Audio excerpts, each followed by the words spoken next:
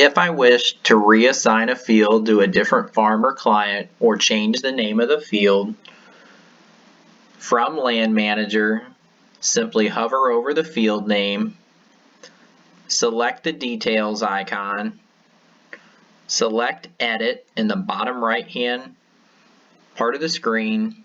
I have the ability to assign this field to another client.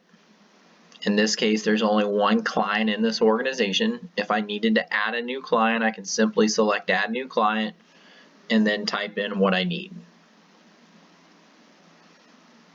I also have the ability to select a new farm to assign, again with the ability to add a new farm at the bottom.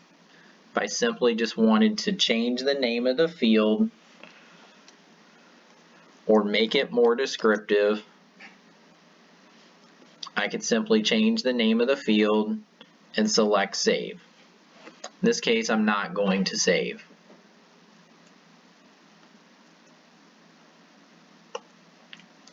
Similarly, I can do the same thing with boundaries and guidance tracks.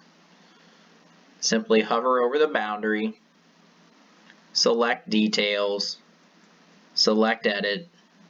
I can change the name, make it the inactive boundary.